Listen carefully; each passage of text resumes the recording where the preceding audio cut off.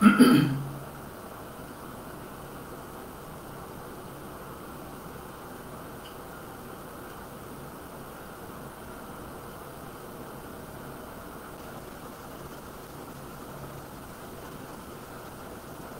po ang biyaya, awa, habag, pagkapala, katotohanan, kapayapaan, pag-ibig mula kay Abay Hawa. Isang magandang umaga, tanghali, hapon, gabi sa lahat po ng inaabot ng pangaral ng munting channel na ito sa iba't ibang panig ng buong mundo. Maging dito sa atin sa buong Pilipinas. Muli natin pasalamatan si Abay Hawa sa buhay na ipinagkaloob niya sa bawat kapatid sa kapulungan. Maging sa lahat po ng ating mga mahal sa buhay. Maraming pong salamat, Abay Hawa. Ngayon po ay June 2, 2025. At ganap na po ang alas 4:25 ng hapon dito sa atin sa buong Pilipinas. Sa magandang hapon po sa lahat po ng ating mga viewers. Magandang hapon, Luzon, Visayas at Mindanao. Magandang hapon sa lahat po ng ating mga kapatid sa iba't ibang panig ng buong mundo. Magandang hapon sa lahat ng nagbukas ng kanilang mga cellphones, kanilang mga tahanan, upang tayo po ay mapanood, mapakinggan dito po sa ating ginagawang pangaral araw-araw. Dito po sa Facebook na, wala na po muna tayo sa YouTube. So, Monday to Saturday ay Facebook na po muna tayo mga kapatid. Alas 4:30. Yun pong araw ng linggo na dapat sana ay Facebook ay samantala, hindi na po muna tayo magkakaroon ng pag-aaral sa araw po ng linggo. So, Lunes hanggang Sabado lang ang ating gagawing pag-aaral. Ulitin ko po, yung dati na araw sana ng linggo na Facebook ay total naman, tayo po ay nasa Facebook na. So, itutuloy na lang po natin. Wala na muna ako tayo sa YouTube. So, yun po. Magandang hapon sa lahat po ng abutin ng pangaral ng i-assembly o ihawa o yung kapulungan ni Abay Hawa. Hindi ho ito iglesia, hindi ho ito church o simbahan. Doon ho sa mga magtatanong, hindi po kami kaanib, kasama ng anumang relihiyon na nakatatag sa iba't ibang panig ng buong mundo. Wala po kaming kinaaniban para doon sa kaalaman ng marami. At yun nga po, total nasa Facebook na ho tayo, marami ho tayong mga panauhin. Marami ho tayong mga viewers ngayon kaysa doon sa YouTube. Marami ho akong nakikita ang iba-ibang pangalan. Ganun din yung aking tsuhin na si Boyin Umali dyan sa San Pablo. Yan, magandang hapon. So, ang ating paksa sa hapon pong ito ay yung pong nakalagay doon sa Mateo 10:28. Ayan. Ang nakalagay ho kasi doon, sabi niya, huwag kayong matakot sa mga pumapatay ng katawan, subalit walang kakayahang pumatay ng kaluluwa. Sa halip ay matakot kayo sa Kanya na may kapangyarihang pumuksa ng kaluluwa at ng katawan sa impyerno. Yan o yung ating paksa sa isang linggong ito kung loloobin ni Abay Hawa, magmula Lunes hanggang Sabado. So yun. Babasa ko dito may kabaliktaran nga lang ho. Nauna ho yung ating pagbanggit o pagbanggit ng mga pangalan ng mga kapatid na ating makikita dito sa ating screen. Brad Rodelio Naba, magandang hapon. Carlo Rol, Sister Loren Paulan Fernandez, Brad Noli Tungkua, Sister Chris de la Cruzquin, Brad Edmundo Umali, Sister Shirley Aragarisa, Brad Emiliano Umali, Sister Cristina Juarez, Juliet Umali, Brad Wilfred Bedes, Ezekiel Umali, Sister Ging Macar, Sister Maria Victoria Morales. Ayan. So, ayan. Brad Sam Rotoni. So, magandang hapon po sa bawat isa at sa lahat po ng makakapakinig sa hapon pong ito. Ulitin ko po, Lunes hanggang Sabado, Facebook na po tayo. Medyo iwan muna natin yung YouTube. Pero ito, ilalagay din natin doon sa YouTube. Kaya lang doon sa, hindi na siya doon sa live video. So, pagka hinanap nyo ito, nasa videos. Video. Brad Nino Dimitillar. Yan. Magandang hapon. So, muli, magandang hapon po sa lahat. Yan. Eksaktong alas 4:30 na. So, pasimulan natin itong ating paksa. Marahil dito sa ating paksa na ito, marami ng beses na napakinggan din, na sino ba dapat talagang katakutan? Kasi sa nakikita natin, sa napakahabang panahon na tayo nangangaral, mas marami sa tao ang kinatakutan yung tao. Hindi talaga yung Diyos o si Abaya. Mas takot ang tao sa relihiyon, sa gobyerno, mas takot ang tao doon sa kapwa niya tao kaysa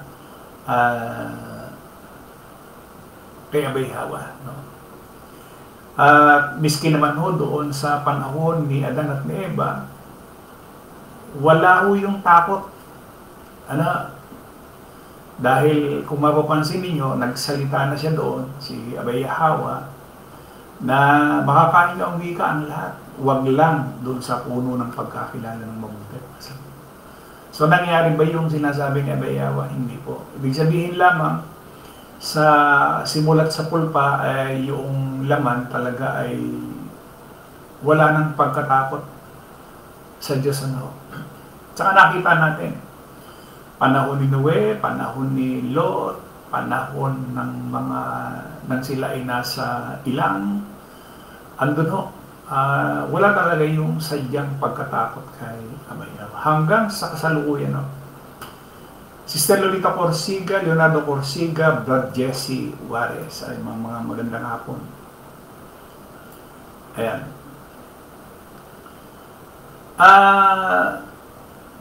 So nakita natin sa haba na ng pangaral na nangyari sa atin na yung takot talaga ng tao hindi para kay Abay Hawa.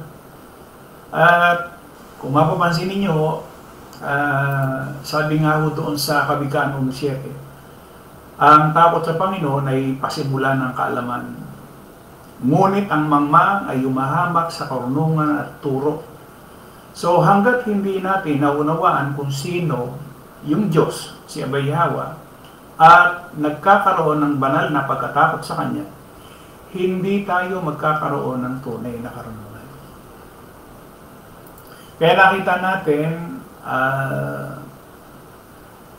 sa relihiyon, nakita niyo ba? Na lagi natin halos araw-araw tayong nangangaral hinggil po doon sa relihiyon. Sila na yung nagdoktrina, sila na yung nag-invento. Sila may contradiction din. Pero sila sa kanila nagaling muli. Ganon din, kung makikita nyo, nagbabangayan halimbawa yung dito sa atin nagbabangayan ng Senado, nagbabangayan ang Kongreso o yung mga congressman. Sila ang gumawa ng batas nila, pero sila hindi magkasundo. May kanya-kanyang opinion, may kanya-kanyang paliwanag. Bakit to? Bakit ganon? Simple lang ho yung aking binasa doon sa 1:7 na Kawikaan. Ang takot sa Panginoon, pasimula ng kaalaman. Ngunit ang mangmang ay humahamak sa karunungan at turo. So hanggat hindi naunawaan ng tao kung sino yung Diyos na dapat katakutan, hindi talaga magkakaroon ng tunay na karunungan. Although sabihin na nga natin na sila ay nagsipag-aral, natapos sa pagkaabugasya, kung ano-ano mga kurso. At kalimitan sa mga nasa Kongreso, Senado ay kalimitan, puro abogado o may mga pinag-aralan. Bihirang-bihira dyan ang wala. Meron, wala namang ginagawa. Paliwasa, wala ngang aral. Ayun, nakita nyo rin, mga ibinoto ng mga tao na wala namang ginagawa dun sa Senado. Ibig sabihin, wala ho kasi yung dunong. Wala ho yung karunungan na dapat sana ay pero ba, iboboto mo, wala pa lang naman na naiintindihan, wala namang nalalaman dun sa batas. Di ba? Magkukomedya, komedyante. Yun, dahil nga ako doon sa walang pagkatakot sa Diyos, kaya ganyan nangyayari. Naging katatawanan. So, yan yung mga halimbawa lang na pinakikita natin para mas maintindihan natin bakit ganito. Bakit ganito yung takbo ng relihiyon, bakit ganito ang takbo ng gobyerno kahit saan, sa ibang bansa, dito sa atin, bakit ganito? Tingnan niyo, merong isang sinabi yung isang nasa gobyerno, yung daw mga motorsiklo, hindi na pwedeng dumaan dun sa under at saka dun sa ibabaw ng tulay. Saan mo ngayon padadaanin? So nakikita natin yung kawalan o yung kamangmangan. Kaya maliwanag yung sitas na yan sa Kawikaan 1:7. Tingnan natin, ang takot sa Panginoon, pasimula ng kaalaman, ngunit ang mangmang umahamak sa karunungan at turo. Ang Biblia Tagalog 2001, ang takot sa Panginoon, ang pasimula ng kaalaman, ang karunungan at turo, inahamak ng hangal. ASNP, ang pagkatakot sa Panginoon na may paggalang ang simula ng karunungan. Ngunit sa hangal, walang halaga ang karunungan at ayaw niyang maturuan upang maituwid ang kanyang pag-uugali. So pagka nawala ho yung takot kay Abay Hawa, wala yung paggalang, hindi ka magkakaroon ng karunungan. Sa isang hangal, walang halaga yung karunungan. Ayaw niyang maturuan upang maituwid yung kanyang pag-uugali. Nakita niyo ba na nagbabangayan yung DBS, nagbabangayan yung makabibiin? Bakit? Wala ho yung pagkatakot kaya bayaran. Wala. Nakikipagbangayan, nakikipag-debate, tuligsaan, andun yung kampi-kampi. Bakit? Wala naman talagang pagkatakot kay Abay Hawa. Bradnel Umali, Bradmel Charpasis, Rosly Bandojo, Fortunato Juarez, Sebastian Juarez, makalimutan ko pa eh. Nagbabangayan sila, BBS, BBM, politika. Bakit ganon? Wala yung takot kay Abay Hawa. Kaya nga, kahit na anong salita, ang sabihin mo, hahango ka dun sa banal na kasulatan, hindi naman niya naiintindihan yan. Bakit? Wala siyang takot kay Abay Hawa. Di ba? Kasi nga naman, kung meron kang takot, paggalang kay Abay Hawa, titigil ka. Dahil wala namang patutunguhan eh. Wala namang pupuntahan. Di ba? Sister Vivian Bando, Bradnoli Tungkuwa. Sinisingit-singit ko lang para hindi ko na makakalimutan. So, maliwanag, yun daw takot, kay Abay Hawa ay pasimula ng kaalaman. Maganda ho yung ASND, ang pagkatakot sa Panginoon na may paggalang ang simula ng karunungan. Ngunit sa hangal, walang halaga ang karunungan at ayaw niyang maturuan upang maituwid ang kanyang pag-ugali. Subukin nyo ngang ituwid ang pag-uugali ng isang politiko. Subukin nyo ngang ituwid ang pag-uugali ng isang abogado. Subukin nyo ngang ituwid ang pag-uugali ng isang nag-aral, isang doktor, isang ininyero. Subukin nyo nga na ituwid sa pamamagitan ng kautusan ni Abay Yahweh. Ayaw niya. Diba? So, tinatawag siyang mangmang hangal. Ayaw niya maituwid. So, ganun din. Kung ayaw tayong patuwid, wala yung pagkatakot kay Abay Yahweh. Kasi kung may takot talaga tayo kay Abay Yahweh, itutuwid tayo. Di ba? Kasi kung wala yung pagkatakot, asan ka? Di ba? Awit 19:9. Ang Biblia Tagalog 19:7, ang takot sa Panginoon malinis na nananatili magpakailanman. Ang mga kahatulan ng Panginoon ay katotohanan at lubos na matuwid. Ang pagkatakot sa Panginoon ay nagpapadalisay ng puso. Yes and no. Mananatili ito magpakailanman. Ang mga utos niya ay matuwid at makatarungan.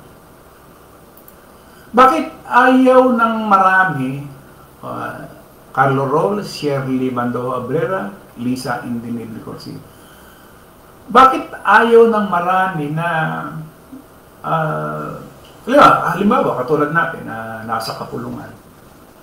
Ang sabi kasi doon sa Juan Gis, may iba akong tupa na wala sa pulong ito, kailangan dalhin ko rin naman. At magkakaroon sila ng pastor. Pero bakit ayaw ng tao na magkaroon sila ng isang pastor na walang iba kundi si Abay Yahweh? Bakit ito? Wala ho yung pagkatakot. Kanya-kanya. Kanya-kanya ho. Ayaw nila nang sinasakop sila o ayaw nila na may isang pastor na mangangalaga sa kanila na walang iba kundi yung Diyos o si Abay Yahweh. Kaya kahit na sabihin na natin na tayo ay nasa kapulungan, pero bahagi pa rin. Hindi katulad ba ng sulido? O, sulido. Pag sinabing sulido, yung magkakapatid, mas malapit sa isa't isa. Pero pagka malayo kayo sa isa't isa, hindi lamang yung distansya.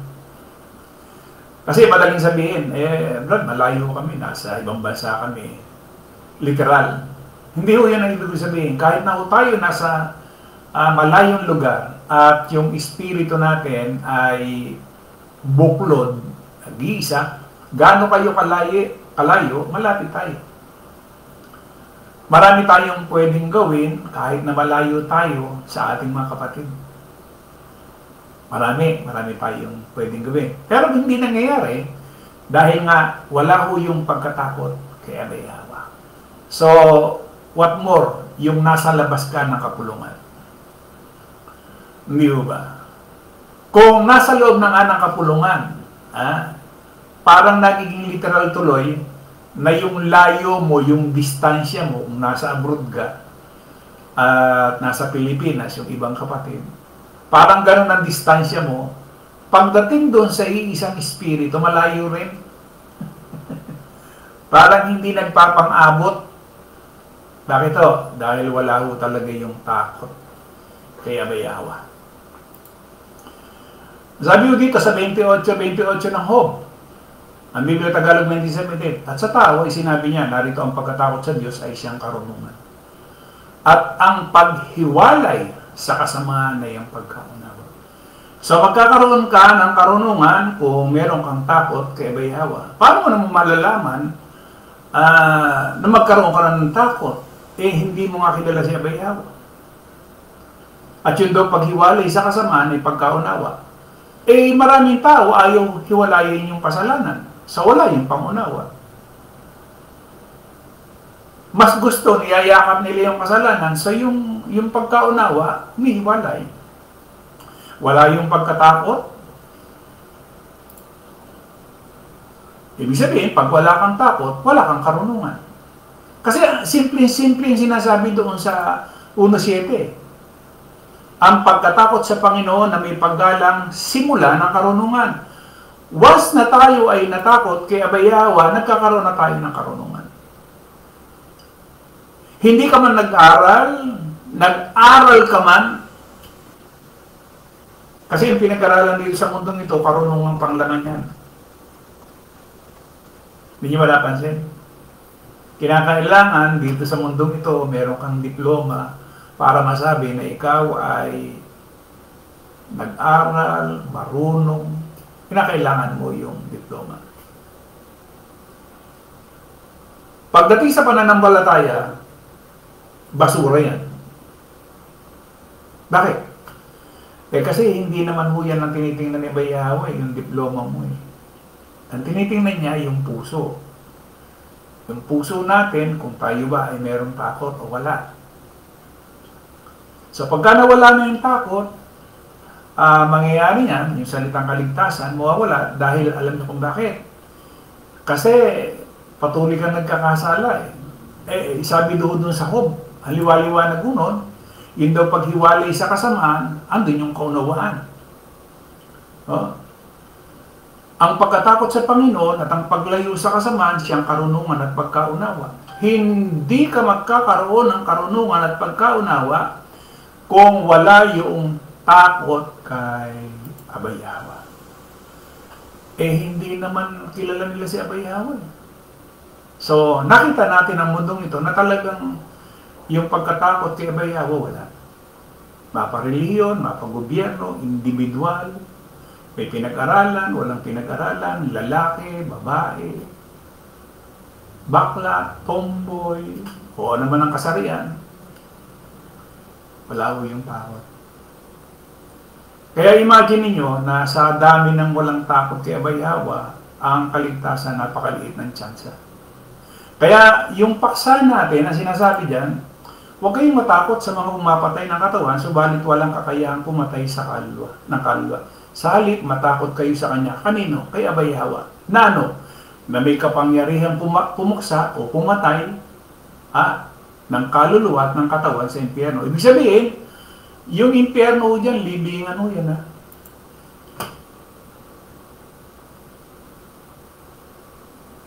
Libing ang spiritual, libing ang physical. Siya yung may kapangyarihan. Sabihin, hindi ka na magkakaroon ng buhay na walang hanggan. Kaya nga yung iniaaral ng mga reliyon na salitang pag-uhukom na inaantay nila, bakit nangyari yung aral na yon sa kawalan ng karunungan? Sa kawalan ng karunungan, kaya nila naiaral yon. Pero mo, eternal na parurusahan ka, buhay yung apoy, uod, buhay. Dahil hindi ka natakot kay Abay Yawa, kaya hindi mo naintindihan. Wala yung karunungan. Nagiging isa kang mangmang. Pero mo, niliteral mo. Pati nga yung dagat-dagatan na po, niliteral . Na siyang ikalawang kamatayan. Niliteral. Bakit? Yun yung sinasabi niya. Ang aking mga sinasalita sa inyo ay pawang espiritu at pawang buhay. Andun ho yun. Sa laman, walang anumang pinakikinabang. So, kung ang kaisipan mo ay puro dito sa buhay na ito, puro pang laman, walang pakinabang yan. Kumbaga, pansamantala lang yan. Pero walang magiging pakinabang yan. Kaya nga, kung halimbawa, ang pagkatakot mo ay nasa tao pa rin at hindi mo sinusunod yung sinasabi niya dun sa ating paksa, ano sabi niya? Huwag kayong matakot sa mga pumapatay ng katawan. Anong ginawa ng tao? Hindi mas takot ang tao sa tao kaysa kay Abay Yawa. Tingnan niyo, kahit sa anong aspeto ng pamumuhay, laging ang takot nasa tao. Pag sinabi ng isang mangaral ng ministro, kinakailangan every Sunday, hindi kayo liliban sa pagsamba. Dahil takot ang tao, hindi kay Abay Hawa at doon sa ministro ng takot, walang liban. Pag hindi kayo humika, nagbigay ng pagkapasalamat na pera, ititiwalag kayo. Ibubulid kayo sa impyerno, dagat-dagatang apoy. Di ba? So, ang takot na kanino? Nasa tao. So, yung sinasabi niya dito sa ating paksa, sabi niya,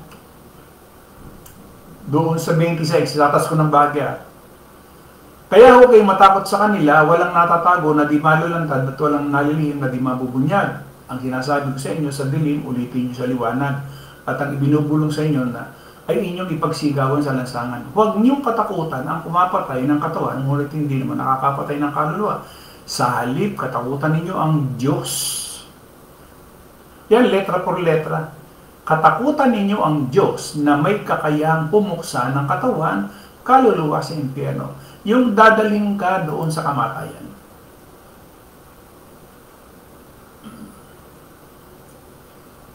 Brad Minyo, kaya pala ang mga founders ng religion, bro, di ba, dahil na din takot. Ang kinatatakutan nila ay tao, hindi si Abay Hawa. Nakita niyo ba yung Kristo nung unang siglo kung may bodyguard? Di ba wala? Wala naman na. Ang kasama niya yung kanyang mga apostol. Pero hindi siya nagkaroon ng bodyguard. Di ba? Tinanin nyo, yung mga puno ng mga reliyon, yung mga founder, lahat yan, di bodyguard dyan. Nung buhay pa nga yung si Soriano, dyan sa Araneta, pambira, akala ko kung sino yung mga nakaputing barong. Yung pala, puro bodyguard. Bakit? Takot sila sa tao. Pero mo yung kinatatakutan mo yung papatay sa iyo. Pero hindi mo kinatakutan si Abay Hawa. Na may kakayahan, napatayin ka, kasi siya yung pumapatay, siya yung bumubuhay.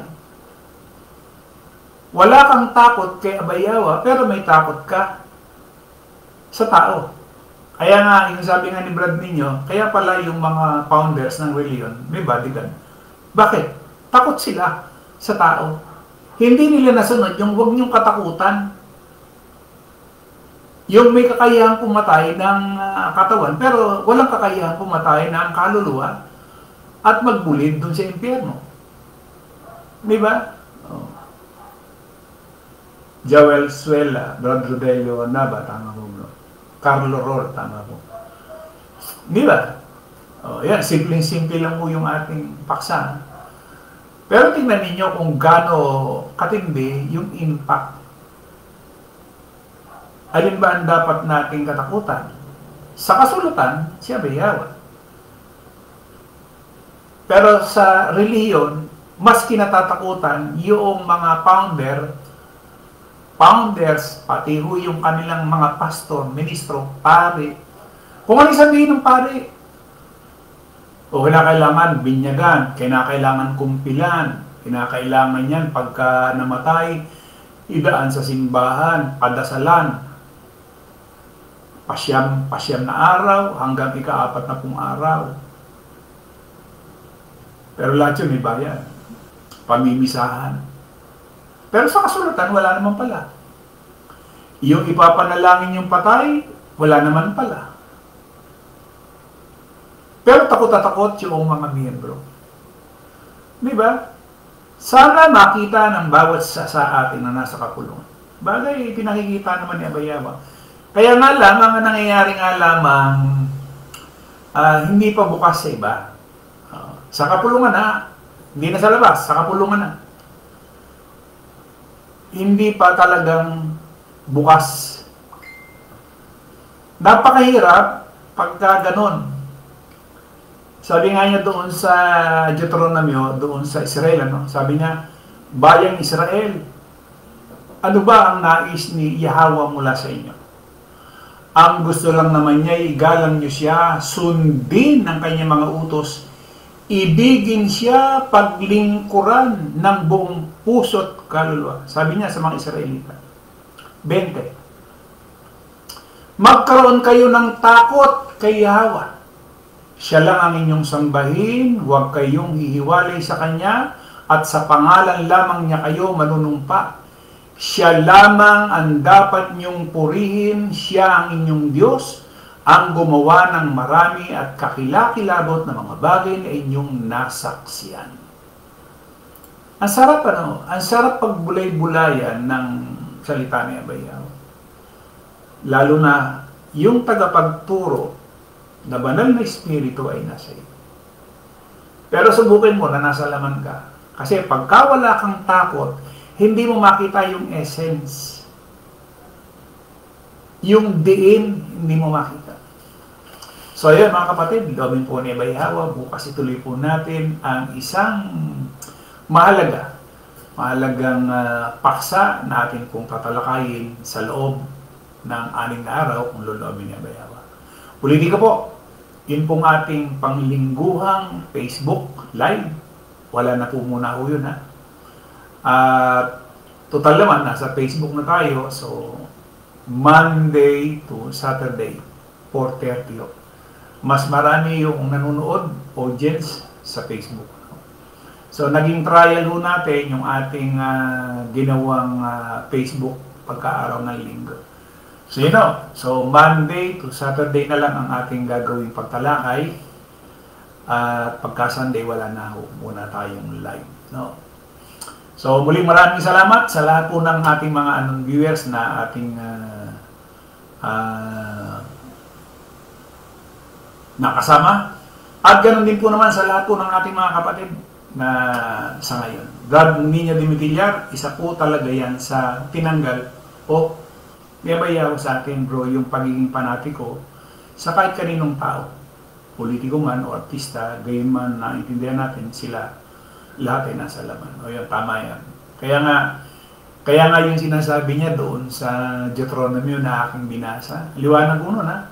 Sabi niya, magkaroon kayo ng takot kay Yahweh, siya lang ang inyong sambahin. Siya lang.